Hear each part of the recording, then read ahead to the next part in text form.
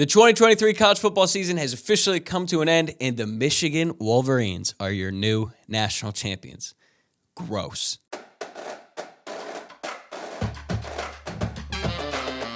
You are Locked On Irish, your daily podcast on the Notre Dame Fighting Irish. Part of the Locked On Podcast Network, your team every day. What's up and welcome to Locked On Irish, your daily Notre Dame podcast. Today is Tuesday, January 9th, and thank you for making this your first listen of the day. I'm Tyler Wojciak, and I'm the host. I'm a Notre Dame alum and producer covering college football for Fox Sports. And today's episode is brought to you by FanDuel. Make every moment more. Right now, new customers get $150 in bonus bets with any winning $5 moneyline bet. That's $150 if your team wins. Visit FanDuel.com/LockedOn to get started.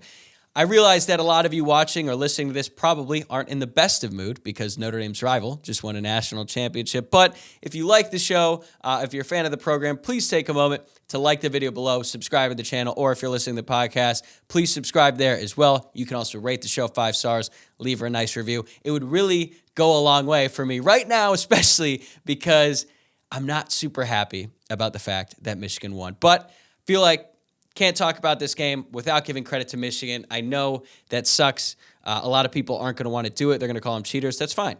You can feel however you want to feel about this game. But I do think that Michigan was the best team in college football this season. They proved it, right? They beat the best team in the SEC when they knocked off Alabama in the Rose Bowl. They beat the best team in the Pac-12, who might have been the second best conference, maybe even the best, maybe the deepest conference in college football this season, when they knocked off Washington in the national championship. The Wolverines finished 15-0, and yeah, they're the best team in college football this year. It sucks, okay? It sucks if you're a Notre Dame fan.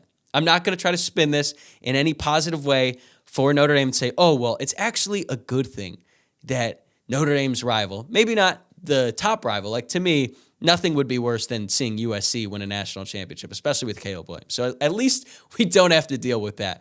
But it's not fun. Now, I do think that there are some lessons that Notre Dame can take from the way that Michigan built their roster into a championship team, but it's still not fun. It's not fun watching your rival win a national championship, especially when you consider the fact that Notre Dame has been in the playoff twice.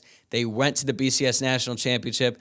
They had to play much tougher competition, I would say, in all 3 of those games that what Michigan had to face in this college football playoff. But you know what? They're the champions, man. I'm not going to sit here and try to diminish it. And I know that some of you listening might say, oh, well, they're cheaters. This isn't going to count. These wins are going to get vacated. Maybe. They might.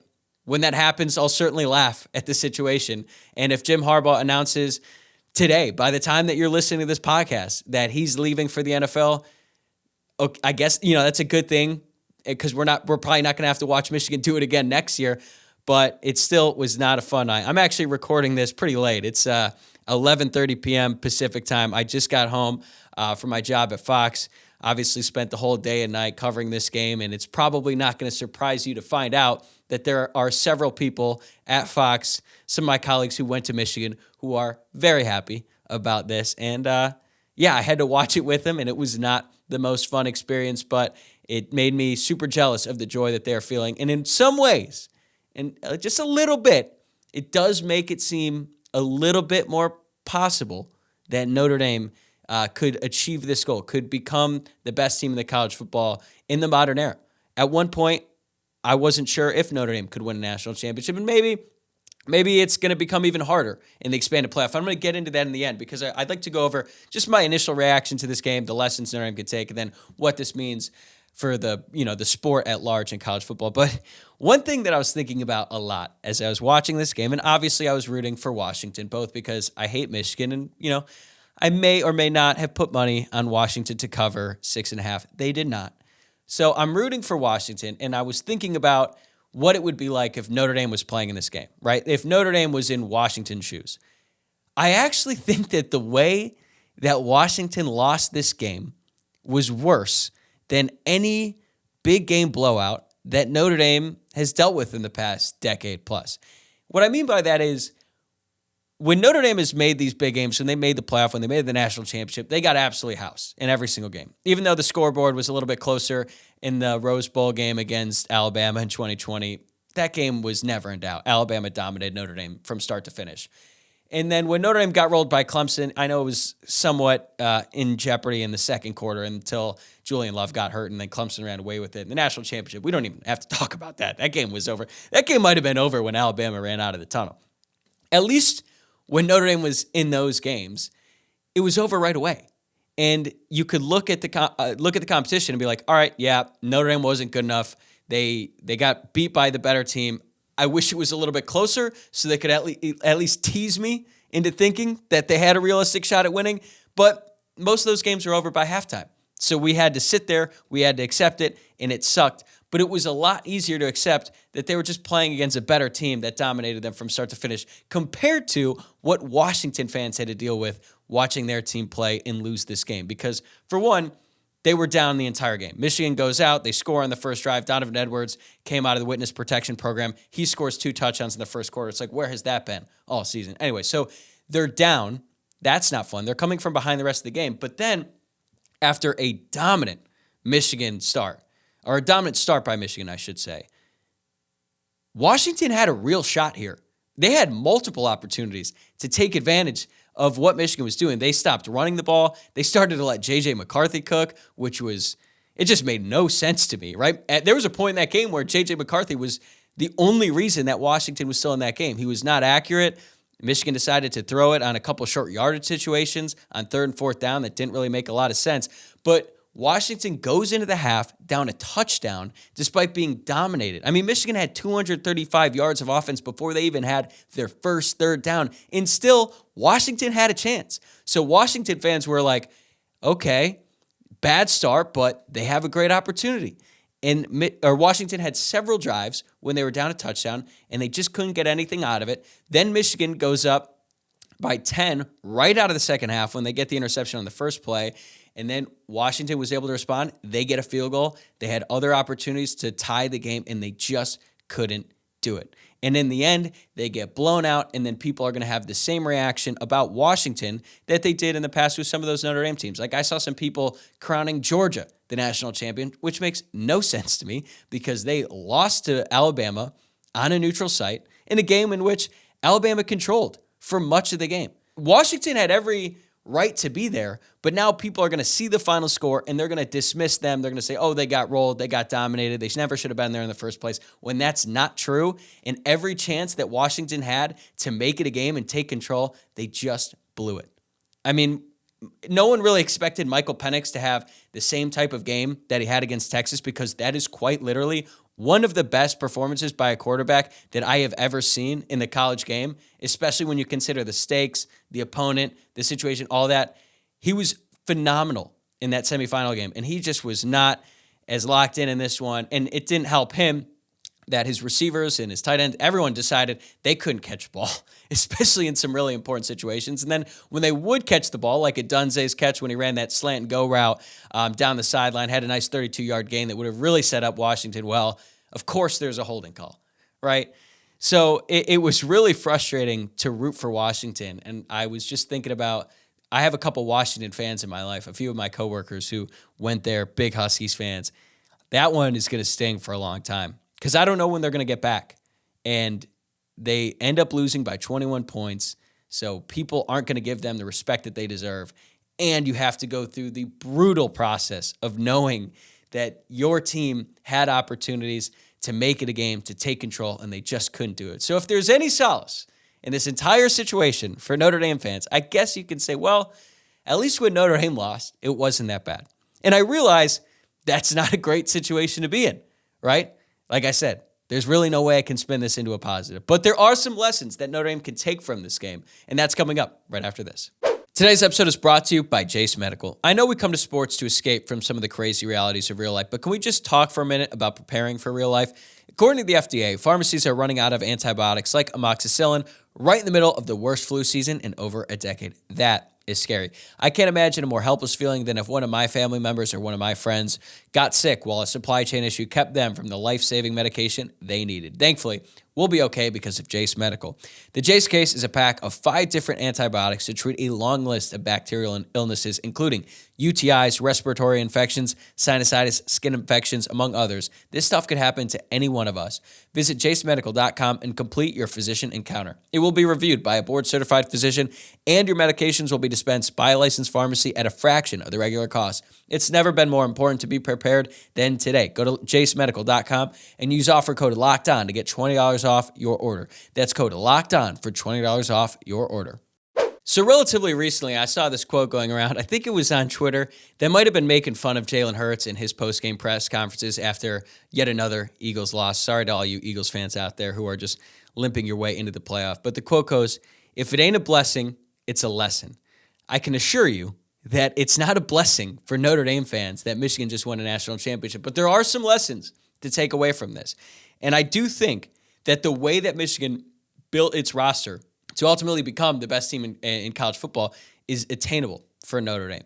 When Notre Dame has lost these big games in the past, it's almost always because they didn't have the skill guys on the outside to keep up.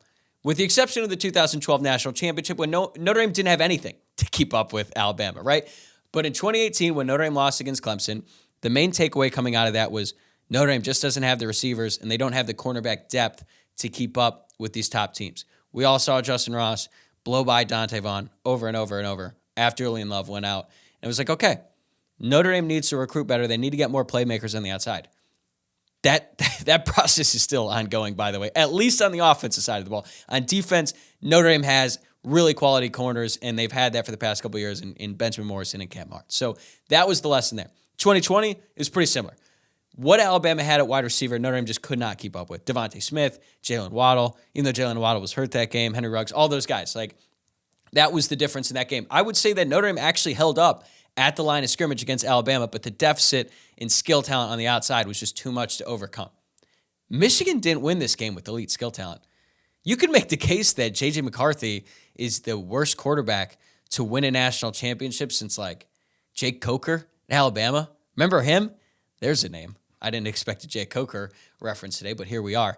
J.J. McCarthy did not play well in the national championship. What did he finish? 10 of 18, 140 yards, no touchdowns, no picks. He did add a 22-yard run on third down that was pretty critical for Michigan in the third quarter, so that was good. But outside of that drive against Alabama to tie the game, J.J. McCarthy was pretty suspect in the college football playoff. He was good enough. I'm not saying he was a bad player, but he's not what we've become accustomed to seeing at the top of college football. Like, we're used to seeing the type of play that Michael Penix had against Texas. That wasn't the case for Michigan. Michigan won this game because of their offensive line and defensive line. Sound familiar? Sounds like something that Marcus Freeman would say when he would tell the press, he'd tell the team that Notre Dame needs to be a program driven by its offensive and defensive line. So at least in that respect, Notre Dame can certainly achieve that goal. They're a long way from it, particularly on the offensive line, I would say. I think Notre Dame's defensive line next year is going to be one of the best in the country. They've got grown men on the line. Jordan Battelle, fifth-year senior. Riley Mills, Howard Cross, R.J. Oben, all graduate seniors who are going to be leading the way on Notre Dame's defensive line. So I think they've got that down. They also have quality depth with guys like Bubakar Traore coming into his own at Viper, Josh Burnham, Jason Anye, Gabriel Rubio. Like, Notre Dame is pretty good on the defensive line. I'm not ready to say that's a national championship winning defensive line. We'll see how it plays out next year, but that is going to be a damn good group. On the offensive line, there are some questions about Notre Dame. They are going to return one starter next year that started in the first game of this past season in Pat Coogan. There's going to be some young guys. Presumably Charles Jagasaw. Billy Schrouth, who started some games at the end of the year, he's probably going to be a starter. Rocco Spindler is going to be coming back from an injury. And then at right tackle, you've got Emil Wagner and Tosh Baker battling it out. Now, maybe Notre Dame adds a more experienced guy in the transfer portal, but that is what they're working with right now. That group could be really good.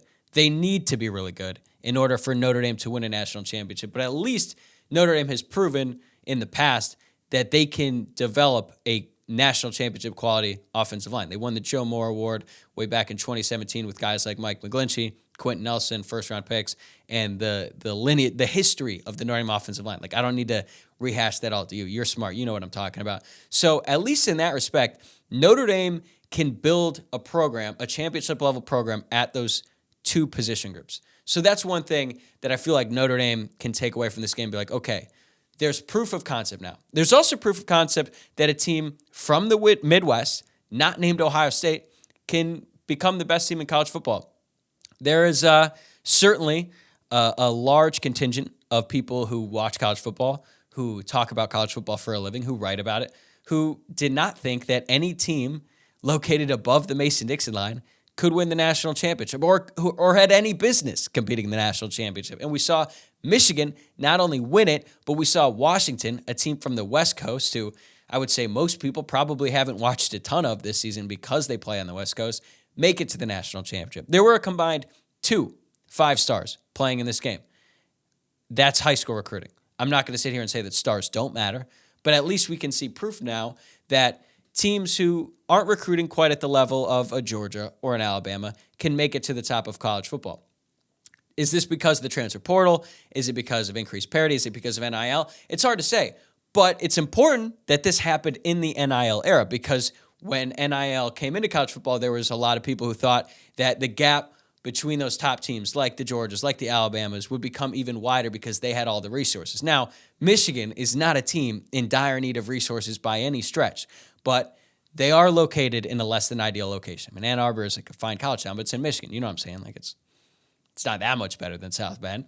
So the fact that Michigan was able to do it, the fact that they were able to recruit the talent that they did, they're also pretty aggressive in the transfer portal. Not quite at the level that like Colorado or any of these teams with, giant overhauls like USC or anything like that when a new coach takes over, but they were strategic and they were very aggressive, particularly on the offensive line. Like that is something that I don't think gets talked about enough, is that Michigan had the Joe Moore Award-winning offensive line for 2 straight years, and then they were getting aggressive in the transfer portal. They added Ladarius Henderson when they already had guys in their room who were good enough to probably play at a high level.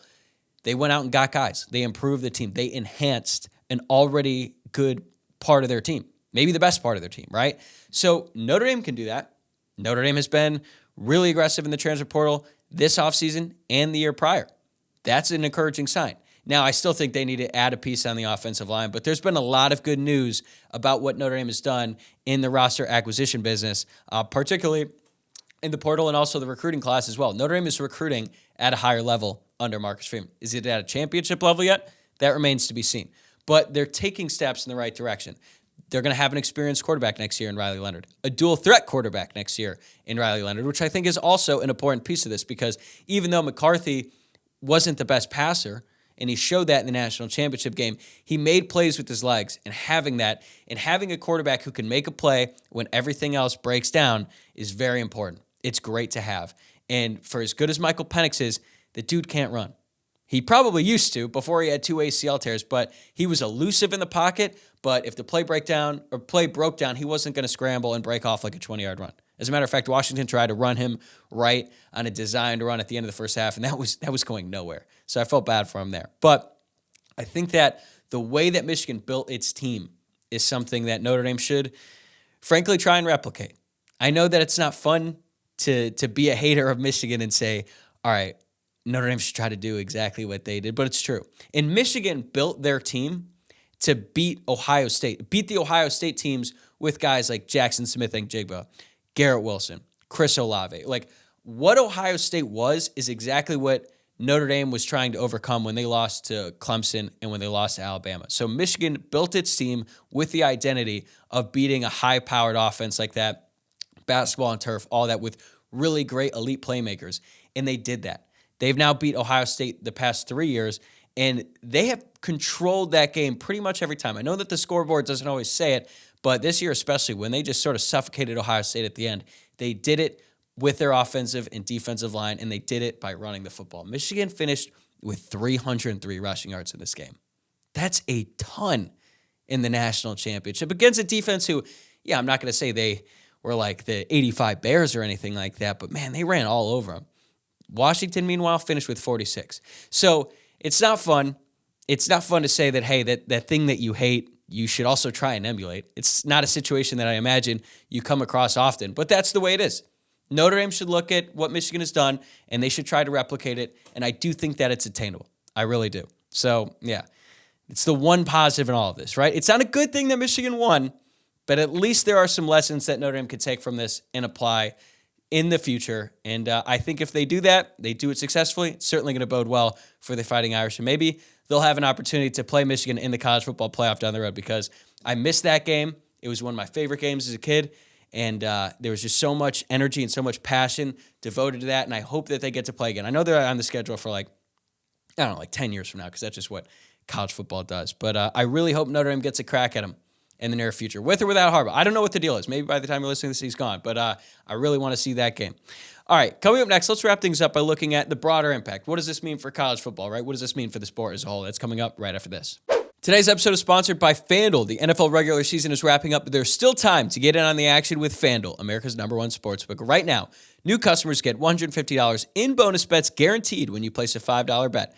That's $150 in bonus bets, win or lose. The app is so easy to use, and there are so many different ways to bet, including live same-game parlays. You can also find bets in the new Explore tab. You can even make a parlay in the Parlay Hub. It's the best way to find popular parlays and more.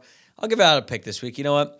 The Browns are playing the Texans. They are favored by 2.5 on the road, and I know that the Browns are notorious for breaking their fans' hearts, myself included. But you know what? I'm riding with the Browns. I'm riding with Joe Flacco. Give me the Browns to cover on the road in the wild card game. So visit FanDuel.com/lockedon and make your first bet a layup. FanDuel, official partner of the NFL. Michigan's win over Washington marks the end of the 4-team college football playoff format in college football. Next season, the playoff expands to 12 teams, and it sounds like the CFP committee has been meeting in recent days to discuss the automatic bid situations. There were going to be 6. Now there's going to be 5 with 7 at-large bids. And things are going to change in college football. A lot of people have opinions on how it's going to happen. There are some people who think that with a 12-team playoff format, it's going to be harder than ever for teams to win. Teams outside of the elites, right, that we know, like Georgia, Alabama, because they're going to have to win more games. And I do think that's partially true. Now, there's the other side of the argument that says, well, there's going to be more teams who have a chance every year, and that could potentially spread out some of the top-end talent. They can go to different schools, especially with NIL being more of a factor. Maybe, there's a high 4-star prospect who could get a lot more money being the guy at a place like Penn State as opposed to being just another 4-star at Georgia or Alabama. We don't really know. And I don't want to say definitively one person is right, one person is wrong. I think we're just going to have to wait and see. But I think that's something that we saw in this playoff with a team like Michigan and another team like Washington who made it to the national championship. I think it's the beginning of a little bit more parity in college football. Not a ton. I don't think Tulane is going to make the playoff next year as the group of 5 and then make it to the national championship. I'm not going to go that far. But I do think that with NIL, with the transfer portal, guys are moving, right? They're not just sitting around at Georgia and they're waiting. They're biding their time to play as a junior, someone who was already extremely talented, and then they develop in their systems and then start in their 3rd or 4th year. Guys are leaving. Look at Georgia. They had a bunch, I think 13 4 or 5 stars leave the program this past offseason, and they're going to different schools. Now, some of them are going to their competition in the SEC, like Alabama or LSU, but a lot of guys are going around. Look at Nyland Green. He went to Purdue. Who would have thought that, right? So I do think that we're actually going to see some of that talent spread out, and that is going to affect parity in college football. That's good for Notre Dame, right? Because they need some of that talent to spread out because they just don't have all the resources and all the things at their disposal, like the location, like the NIL money. Like Notre Dame is much better positioned in the NIL space than they were before, but it's still, they're never going to be on the same level as like Texas A&M or Miami. And that's a good thing, right? I'm not saying that's bad because the way that some of those schools spend, they spend it so, I guess, haphazardly that it has a negative effect. But if this talent starts to spread out a little bit and it becomes a slightly more even playing field, I do think that it's great. It's a great opportunity for Notre Dame. I think they can take advantage of it. There's just, two years ago, every Michigan fan I talked to would complain about Jim Harbaugh's stance regarding NIL. Look at them now, national champions. What were we talking about last year with Notre Dame? NIL, the administration's buy-in to football. No one's really talking about that right now. Notre Dame just paid Mike Tenbrock $2 million a year with a 4-year contract to be the offensive coordinator. They're going to pay Al Golden around the same amount of money to be the defensive coordinator. That is an explicit sign of a buy-in, of an investment into Marcus Freeman and the football program so that he has everything they need to compete at the highest level. There are not that many schools in college football who can say that. Notre Dame is one of the few. I would say there's probably like 10, maybe 15 programs now who are going to have that sort of backing by their administration, by their alumni, and plus they just have the tradition and the history of a school like Notre Dame. So Notre Dame is well positioned in this new era. I don't know if it's going to be positioned well enough to win a national championship. We're going to have to wait and see. But I do think that seeing Michigan and seeing Washington, and even seeing a team like TCU make it last year, and I know they fell off hard in this past season, and that maybe that was a fluke. They got absolutely throttled by Georgia in the national championship, but they beat Michigan, and they made it. Notre Dame hasn't won a playoff game yet, so there's good signs. I think it's a good sign for the sport because I want more teams to have a shot. Now, when I say I want more teams to have a shot, I don't want like a team who finishes 9-3 in the regular season to have a shot at the playoff. Like I think that's my biggest beef with the expanded playoff. But I want more teams in the mix every year. Teams who are really quality programs, who do things the right way, to have a shot at winning the national championship, because I think it makes it a lot more fun than just going into the season being like, all right, well, Alabama's going to be in the national championship, or Georgia's going to be in the national championship, and they'll probably play Ohio State, or maybe Oregon sneaks in there. I didn't really like that. I think everyone is growing tired of it. So I really think that the sport of college football is entering a great period. There's obviously a bunch of things that they need to clean up. Transfer portal, the calendar. I could go on and on. That's not what we're here to do today. But I do think that Michigan beating Washington in the national championship is a sign of things to come. Now, don't get me wrong, Alabama and Georgia, those schools are going to be back in the mix next year without a doubt. They're going to be competing down the road. But I think that more teams have a realistic shot of beating them. And that was on display with what Michigan and Washington were able to do in this college football playoffs. So look, it sucks if you're a Notre Dame fan and you got to watch your rival win a national championship. For those of you Notre Dame fans living in Michigan, God bless, man. It's gonna be a tough couple months for you. It's gonna be a tough couple months for all of us. But hey, hopefully the people on Notre Dame staff, the people in the athletic department, I don't know if they all feel the same way about Michigan as we do as fans, but I hope it lights a fire under their ass and they try to get things done, man, because the only thing that can rectify this at this point is if Notre Dame went on to win a national championship. And I feel better now today that they can do it than I did at the beginning of the season, which feels crazy to say after a 9-3 year. But that is going to do it for this episode. Thanks again for making Locked On Irish your first listen of the day.